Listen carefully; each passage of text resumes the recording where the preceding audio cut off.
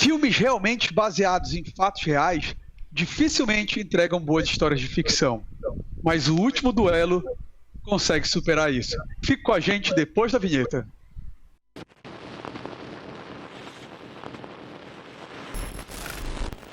Fala pessoal, seja bem-vindo a mais um Perdidos no Tempo. No programa de hoje a gente vai falar sobre esse filme que ficou pouco tempo em cartaz, mas é um excelente filme chamado O Último Duelo, baseado num livro de 2004 chamado O Último Duelo, uma verdadeira história baseada de um julgamento em combate, que por sua vez é baseado em fatos reais, do último duelo realizado na França por causa de um estupro, e grande parte ali das passagens, das versões, ela está documentada. Então, muito do que se tem ali no filme é baseado, é retirado de documentos oficiais.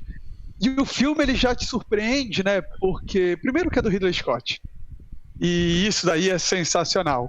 Mas ele traz uma pegada diferente, que é dividir em 3 atos, contar 3 versões. Então, é um filme de Idade Média, do Ridley Scott. É um filme que envolve um drama, contado em 3 versões, e é um filme também sobre estupro, que nunca é um tema fácil. Cara, assim, pra gente começar o papo aqui, primeiras impressões. Essa questão das 3 versões, né, dos 3 lados da história, ou das 3 interpretações sobre o mesmo fato, eu achei interessante, porque agora sim, você tem que realmente prestar um pouquinho de atenção para você ver as sutilezas do que muda de uma versão para outra, né? Na minha versão, por exemplo, sou eu que falo tal coisa, na versão do Loreto é ele que fala. Então, assim, tem essas pequenas diferenças que tornam a história interessante e, ao mesmo tempo, entre aspas, você está vendo a mesma coisa 3 vezes, mas não fica cansativo. Justamente porque é muito habilidosa essa mudança de direção, vamos colocar assim, do ângulo dos fatos, né? Então não fica cansativo. É um filme longo, são 2 horas e meia, eu acho, mas não parece que é tão longo assim, né? E, cara, acho que pra gente começar a conversa, eu destacaria esses pontos, assim. Cara, eu concordo com o Fábio, a gente não percebe o tempo passando, né? Concordo com o Osvaldo, que eu tô concordando com todo mundo hoje. Concordo com o clima de Natal, pessoal. Ridley Scott, pra mim, é um dos melhores do cinema, um dos melhores diretores, um dos caras que eu mais gosto de assistir ao Ridley Scott, né? Então, assim, a produção do cara, a reprodução de época dele é fenomenal, é sensacional, né? E eu vou destacar aqui são os atores, cara, que, bicho, não tem um ali que esteja assim, esse tá mais ou menos, não. Todos estão num nível muito bom de atuação, cara. Muito bom mesmo. Acho que para começar, é isso. André, pegando esse teu gancho, cara, os dois, né, o Matt Damon e o Adam Driver, que fazem os dois assim, o cavaleiro que tem a sua esposa violentada e o outro é o escudeiro que cresce socialmente na corte e acaba seduzindo a esposa do cavaleiro na versão dele. Estão dando show, cara. Que show estão os 2 personagens. Como você vê a história ali nas 2 versões, você já consegue até te conquistar de certa forma. É porque depois, contra o Adam Driver, pesa a versão da Margaret, né, que acaba sendo... Acho que a versão real é assim que o livro enfoca, e eu entendo que o filme também te dá esse enfoque. Olha aqui, tem o ponto de vista do Le Carrouge, né, Jean Le Carrouge, que é o Matt Damon, em que ele é o cara bronco, difícil, mas apegado à honra e vai defender a sua honra e cumpridor dos seus deveres, quase igual um paladino que muitos amigos gostam, muitos não, que um amigo meu gosta de jogar.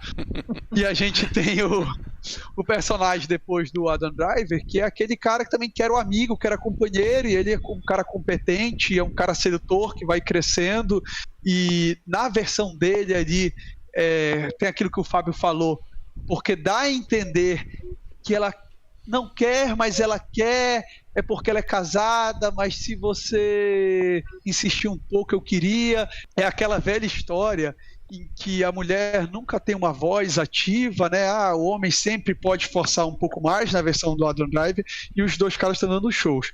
Mas eu acho que quem rouba a cena realmente é a Margaret.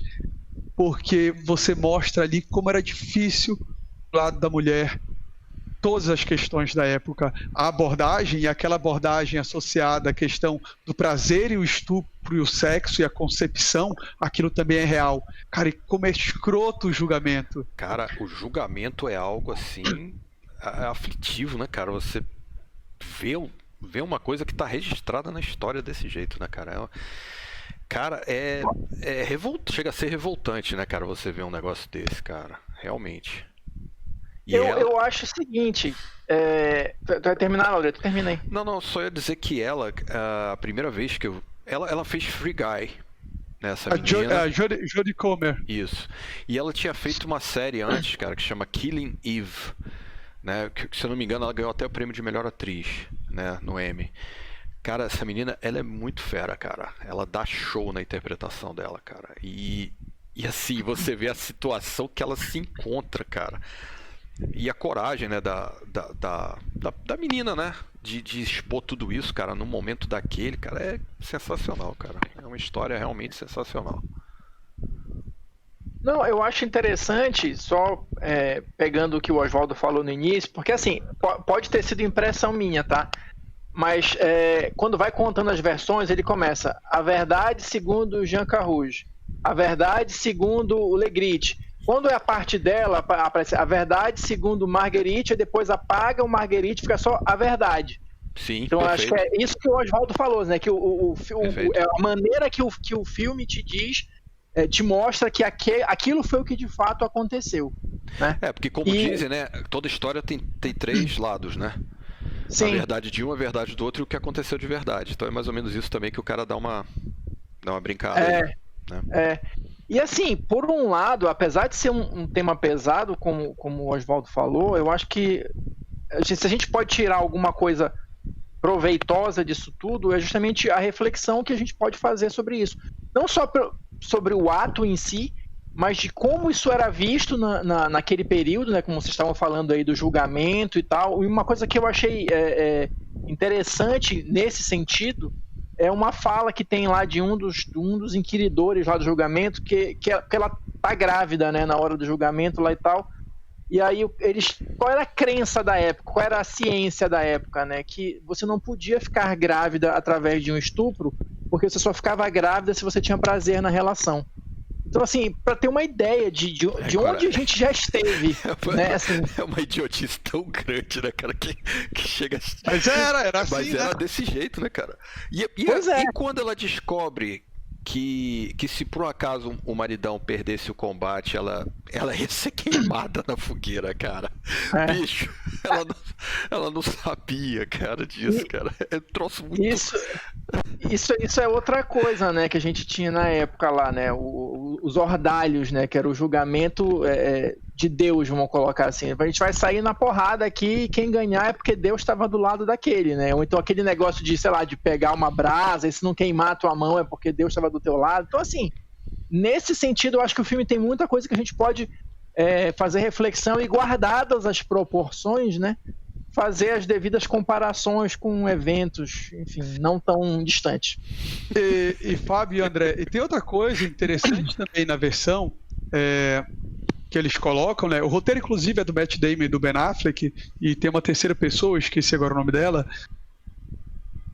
O personagem do Matt Damon, do Carrouge, ele também estupra ela. Estupra várias vezes, sim. Inclusive, quando ela chega, ali é estupro, pessoal, né? Sim. Então, assim, no final tem dois estupradores que estão lutando e não estão lutando por ela, nem pelo filho, estão lutando justamente pela sua honra e pelo seu status, e ela... Dane-se ela, cara. Mas ela chega a falar alguma coisa nesse sentido lá no final pro Carrouge, né? Não, você não tá defendendo a minha honra, né? Tu tá defendendo a tua, entre aspas, a tua honra, né? Eu tô só aqui no meio, né? Por acaso eu tô aqui no meio dessa história. Alguma coisa nesse sentido, né?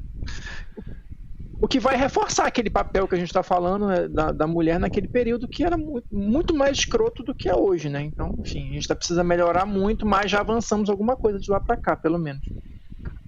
Agora, voltando em personagens, cara, o personagem do Ben Affleck, que é o Conde lá, né? O Pierre da Leção. Cara, velho, também tá. Tem menos cena, mas que sensacional, velho. Tu sabia que ele era pra ter sido o Legris, né? Ah, não sabia. Mas aí eles acharam melhor chamar o Adam Drive e deixar o Ben Affleck nesse outro papel. Que foi acertaram o Adam Drive muito bem. tem uma puta presença de cena, né, cara? Ele só parado ali, pô. O Adam Drive é pô, cara, tirando, né, aquele aquele desvio de carreira dele, mas que...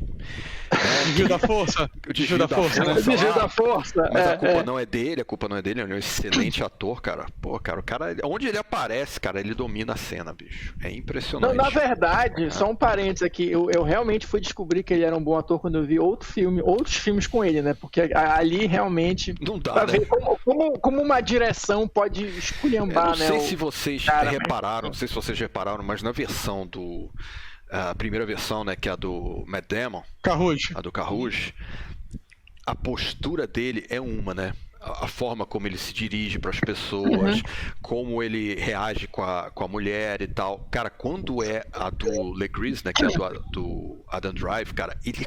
Putz, cara, não é uma diferença muito brusca, mas se você prestar atenção, cara, você vê que ele é mais bronco, ele é mais grosso, né? Sim. Cara, é muito bem feito, cara. Mas eu acho interessante isso que tu estás falando, Loreto, porque eu acho que no final das contas a gente pode fazer a seguinte construção, ver se vocês concordam comigo. Quando aparece a versão do Carrouge, a maneira como ele vê o Legris é a mais próxima possível da verdade. Quando tem a versão do Legris, o Carrouge é retratado com mais verossimilhança, vamos colocar assim. E no final das contas vem a história da Marguerite para dizer o que de fato aconteceu. Mas assim, a visão que um tem do outro, eu acho que você vai complementar justamente fazendo o cruzamento das versões, né? Perfeito. Porque é aquilo que o Oswald estava falando. O Carrouge, ele se vê como um cara, né, de altos ideais, um cara nobre, não sei o quê, que é fiel, leal ao rei e tal, mas ele era um cara bronco e ele não era ler, né, cara? Ele não sabia ler, não sabia escrever. Mas não digo nem nesse sentido de educação formal, vamos colocar assim. Ele era um cara rude, ele era um cara bronco. É um cara de combate, visão bem limitada, né, Fábio? Mas ele se via como estando nos mais altos padrões. Sim, né? sim. Então é interessante você olhar o filme dessa maneira também. Verdade, cara, verdade. Então talvez o mais próximo do Carrouge seja a versão do Legris. E a versão do Carrouge do Legris é o mais próximo do Legris, né? Acho que complementa. Porque assim, tem muito. Exatamente o que você falou. Pô, eu me vejo como um paladino. Eu sou um paladino. Mas na realidade, ele era o que o outro via. Né? Então. É muito inteligente a forma que foi contada a história, né, cara? Muito e isso bacana. É muito real, assim, se você pegar qualquer discussão, entre aspas, desavença, assim, eu brigo contigo aqui, aí eu vou contar pro Oswaldo o que aconteceu, Sim. Em tese, eu vou contar dizendo, não, mas eu tinha razão por causa disso, disso. Quando tu fores contar, não, quem tinha razão era eu por causa disso, e o Fábio que é sacana, e assim vai, né? Então, é muito próximo da nossa realidade isso. Sim. Outro aspecto interessante, pessoal, que eu queria destacar é o combate final, né? O último duelo, que de todos os fatos ali narrados historicamente, é o que tem menos veracidade. Porque os duelos eram diferentes, o combate é estendido, sim, coloca-se uma plasticidade a mais para se dar mais emoção, e não está documentado, não está dito, bateu a espada aqui, fez assim, rodou, defendeu, atacou, não existe isso, só tem um resultado narração, final. Né, do combate. Não tinha o Galvão. Lá vai, levantou a espada, lá vai, bloqueou! E aí, mas cara, na mão do Ridley Scott, e aqui vai o meu adendo, esse filho da mãe, custava ter feito cruzada minimamente assim, mas... Cara, que combate bacana, cara, que assim, que emocionante. Eu não sabia, eu não fui pesquisar antes para ver qual era o desfecho. Então eu tinha dúvidas de quem ia realmente ganhar. E aí te permite o tempo todo ter essa troca e algo com aquelas armaduras pesadas de Idade Média, combate meio brutal. Muito bom, cara, muito bom mesmo. Assim, teoricamente, né, a gente vai falar aqui, vai falar como é que é o fim do filme? Ou não, a gente vai deixar no suspense para quem não viu? Não, acho que não precisa falar como termina, né? Sei lá. Mas assim, dá meio que a lógica, não, né, do negócio, né, cara? Porque, enfim, né? Não sei. Eu tô com o Oswaldo ali. Eu acho que ali tava um negócio que podia ser pra qualquer lado. Eu meio que...